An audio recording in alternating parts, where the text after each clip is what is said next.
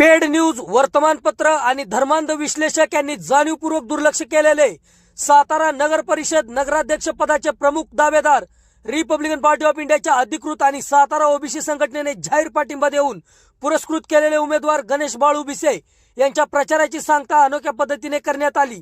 प्रचाराच्या शेवटच्या दिवशी बाबासाहेब आंबेडकर, वीर लहुजी वस्ताद साळवी, थोरले प्रतापसिंह महाराज यांना पुष्पहार घालून शिवतीर्थावर छत्रपती शिवरायांना अभिवादन करत हलगीच्या गगनभेदी आवाजात फटाक्यांच्या आतिषबाजीत सांगता करण्यात आली। यावेळी ओबीसी नेते भरत लोकरे, सुरेशराव कोरडे, आरपीआयचे पश्चिम महाराष्ट्र महासचिव चंद्रकांतदादा कांबळे, जिल्हा नेते संजय गाडे तात्या, युवा जिल्हाध्यक्ष विशाल भाऊ कांबळे, महिला आघाडी जिल्हाध्यक्ष रेखाताई सकटे, रोहिणी माने, महिला आघाडीच्या सुनीता येवले, बबनदादा करडे, शशिकांत गंगावणे, दत्ता सावंत, मेजर रवींद्र वायदंडे, प्रशांत कीर्तिकुडाव आणि असंख्य कार्यकर्ते उपस्थित होते। ही निवडणूक कुणाला तरी विरोध करण्यासाठी नसून लोकसभेप्रमाणेच चळवळीतील वंचित घटकांचे अस्तित्व आणि प्रतिनिधित्व सिद्ध करण्यासाठी असल्याच्या जिल्हा नेते संजय गाडे तात्या यांनी सांगितले असून ओबीसी नेते आणि उमेदवार गणेश भिसे यांनी रिक्षाचे बटन दाबून विजय करण्याचे आवाहन सुज्ञ मतदारांना केले आहे। रिपब्लिकन न्यूजसाठी आशुतोष वाघमोडे, सातारा जिल्हा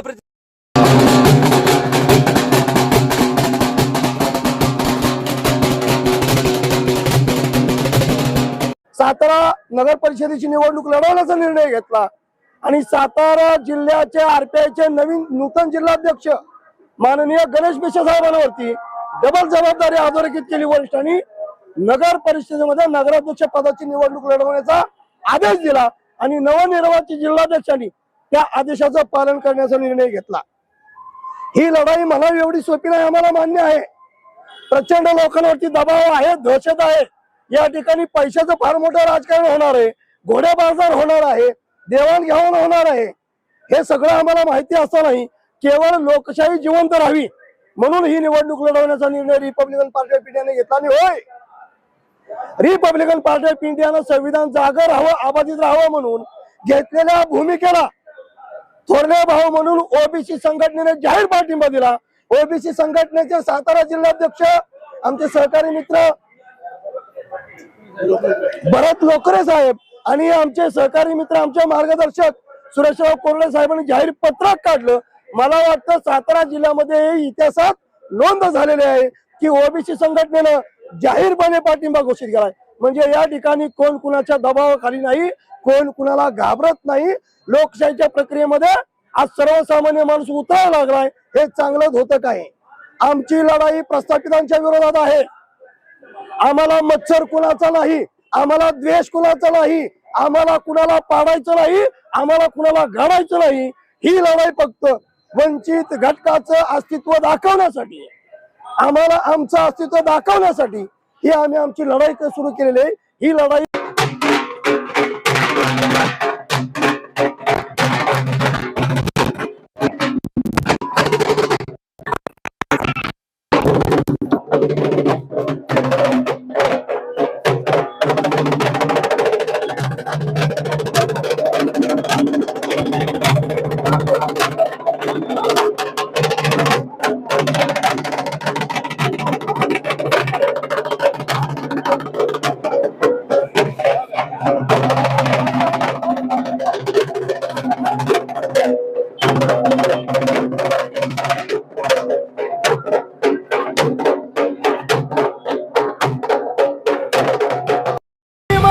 छत्रपती प्रतापसिंह महाराज की जय, छत्रपती प्रतापसिंह महाराज की जय, छत्रपती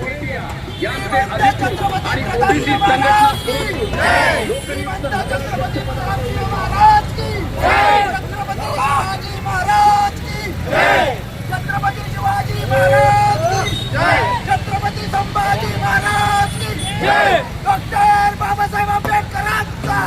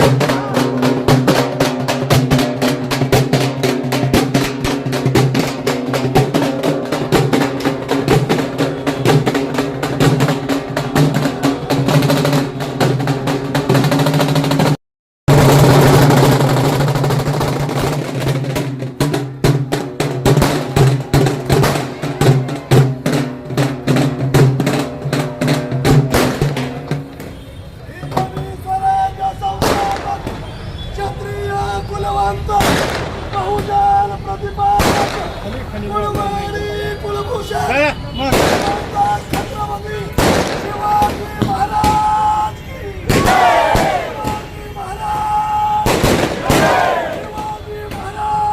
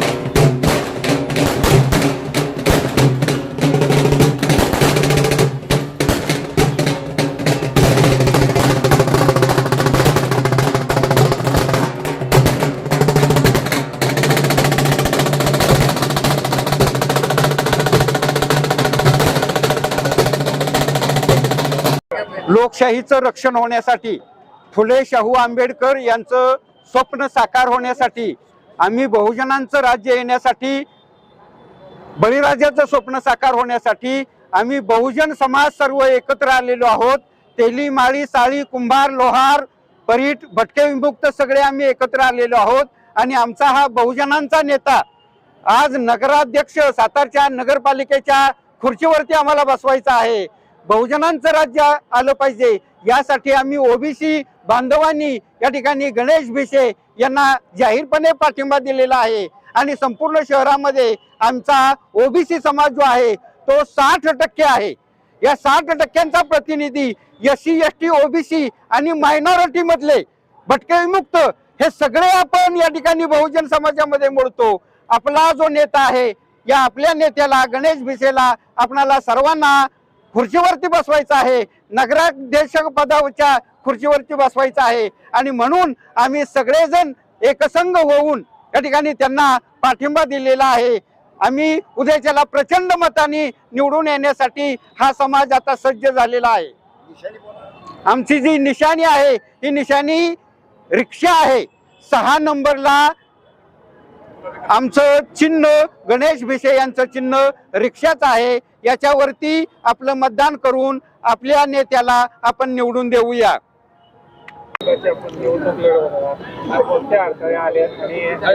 विकास करण्यासाठी बाकीचे पण दिसले पाहिजेत. नमस्ते, जय भीम, जय ओबीसी, सलाम वालेकुम.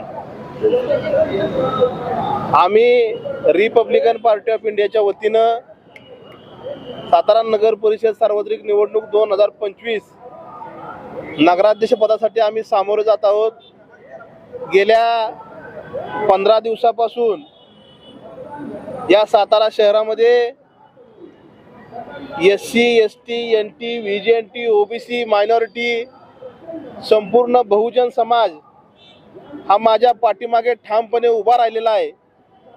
हे मी माझ्या संवाद दौऱ्याच्या वेळेस, प्रचार सभेच्या वेळेस, लोकांच्या ज्यावेळेस गाठी भेटी घेतल्या, लोकांसोबत ज्यावेळेस बोललो त्यावेळेस ते माझ्या लक्षात आलेलं आहे. इथला बहुजन समाज हा बहुजन समाज सत्तेमध्ये गेला पाहिजे. सत्तेमध्ये बसून ज्या समाजाकडं फक्त मतापुरताच त्याचा वापर केला जातो आणि निवडणूक गेल्यानंतरनं त्याचा कचरा केला जातो, त्या समाजाला जागृत करण्याचं काम आम्ही रिपब्लिकन पार्टी ऑफ इंडियाच्या वतीनं या सातारा शहरामध्ये करत आहोत.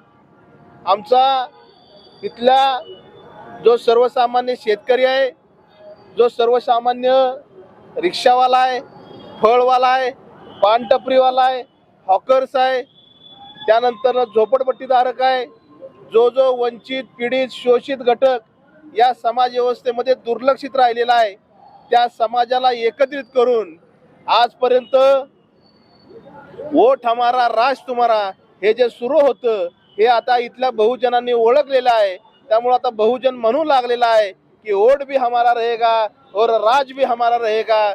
त्यामुळं उद्या या सातारा शहरामध्ये अतिशय प्रचंड असा उत्स्फूर्त प्रतिसाद लोकांचा असल्यामुळं आम्हाला या ठिकाणी रिक्षा चिन्हासमोरील बटन दाबून इथला बहुजन समाज आम्हाला नगराध्यक्षपदी विराजमान केल्याशिवाय थांबणार नाही असा एक ठाम विश्वास आम्हाला या सातारकर जनतेनं दिलेला आहे.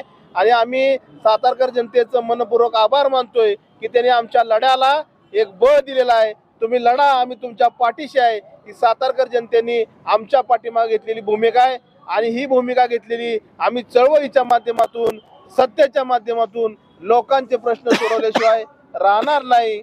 आम्ही या सातारा नगर परिषदच्या निवडणुकीला सामोरं जात असताना इथला शिक्षणाचा प्रश्न असेल, इथला आरोग्याचा प्रश्न असेल, इथला बेरोजगारीचा प्रश्न असेल, सामाजिक समतेचा विषय असेल, पर्यटन विकासाचा विषय असेल, या पंचसूत्रीवर आम्ही या सातारा शहरामध्ये काम करण्याचा निर्धार केलेला आहे.